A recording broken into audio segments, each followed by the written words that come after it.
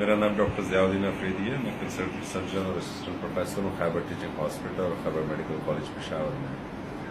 میں ایک بات بتاتا چلوں کہ میں پی ٹی آئی کا اور عمران خان کا بہت ہی زبردست حامی رہا ہوں.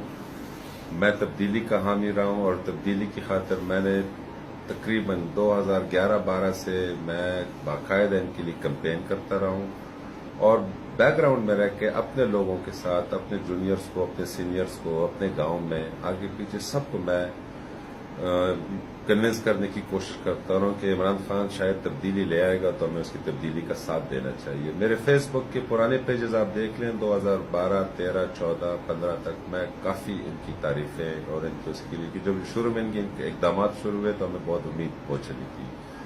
میں خود باہر کے ملک میں چلا گیا تھا مایوس ہو کر. جب مجھے پتہ چلا کہ عمران خان کی تبدیلی کامیاب ہونے جا رہی ہے تو میں واپس آ گیا. بہت بڑی اعلیٰ نوکری اور بہت اعلیٰ تنخواہ چھوڑ کر میں واپس آیا.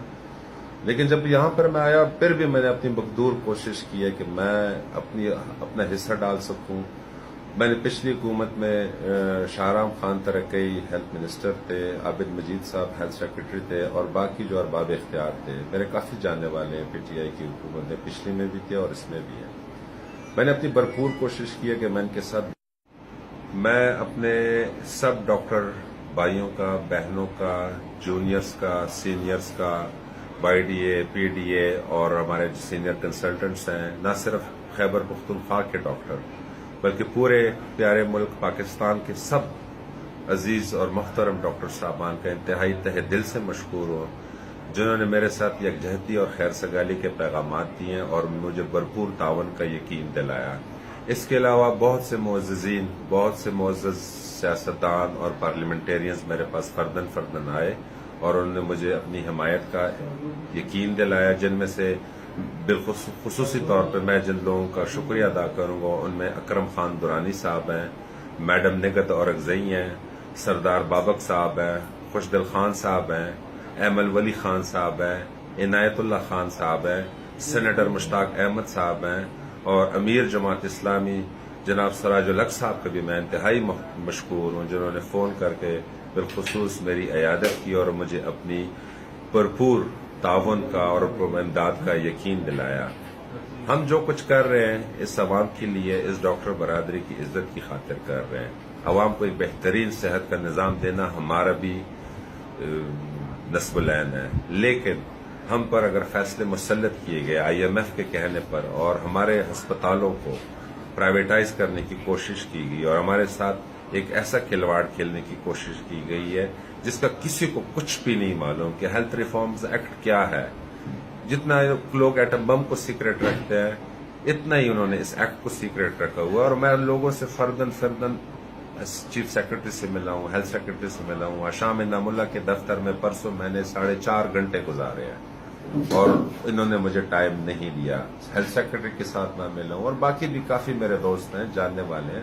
اپنے ذاتی تعلق پر میں سب لوگوں سے ملا ہوں, لیکن کسی کو کچھ نہیں معلوم, نہ ہمارے ساتھ کسی نے تعاون کیا. باوجود اس کے کہ انہوں نے ہمارے ساتھ دھرنے والے دن وعدہ کیا تھا کہ ہم کمیٹی بنائیں گے, پارلیمانی کمیٹی بنے گی. میں مشکور ہوں اپوزیشن کا, خیبر پختونخوا اسمبلی کی اپوزیشن تمام پارٹیوں کا تہ دل سے مشکور ہوں. واحد لوگ یہ ہے اور حکومت کی ایوانوں میں کوئی کسی کے کان پہ جو نہیں رنگ رہی ہے. میرے اپنے ذاتی دوست جو اس حکومت میں ابھی تک انہوں نے میرا حال تک نہیں پوچھا. اس اسپتال کے ڈائریکٹر ڈاکٹر نگداب جو اس وقت واقعے میں بھی تھے, کل شام جب میرے زدوکوب کر رہا تھا, یہ اس وقت کھڑا تماشا دیکھتا رہا اور اس کے بعد وہ وہاں سے فوراً بھاگ گیا. کسی نے اس کی شکل نہیں دیکھی. ہمارے ساتھ سارے CCTV کی فوٹیجز محفوظ ہیں, آپ سب کچھ دیکھ سکتے ہیں. میں حق کی خاطر کھڑا ہوں اور میرا ایمان بھی نہیں ڈگمگایا اور میری ہمت بھی قائم ہے. مجھے میرے والد کی طرف سے, میرے خاندان کی طرف سے, میرے دوست احباب کی طرف سے اور ہر جگہ سے مجھے بھرپور تعاون اور اس کی یقین دہانی کرائی گئی ہے اور مجھے یہ یقین دلایا گیا ہے کہ میں حق پر کھڑا رہوں تو انشاءاللہ ہم کامیاب ضرور ہوں گے. اور میرا پیغام عمران خان صاحب کو بھی, عمران خان صاحب بس کرے, ان ریلو پٹوں کو ہمارے سر سے ہٹائے, خدا کا خوف کرے. ہم نے آپ کو اس لیے ووٹ نہیں دیا تھا کہ آپ ہمارے ساتھ ان ریلو پٹوں کے ہاتھوں ہمارے ساتھ کھلواڑ کھیلے. مہربانی کریں اپنے برقی کو پارسل کریں واپس امریکہ. وہ 70 سال کا بوڑھا ہے. ہم اس کی بےزتی نہیں کرنا چاہتے. ہم نے صرف اپنا احتجاج ریکارڈ کرنا تھا ایک بے ضرر طریقے سے. وہ ہم نے ریکارڈ کروا دیا اور ہم آئندہ بھی حق کی خاطر کڑے رہیں گے. ہم کو جھکانا، دبانا یا خریدنا کسی کے بس کی بات نہیں ہے. کوشش کر کے آزما کے دیکھ لو، انشاءاللہ آپ کو مایوسی ہوگی.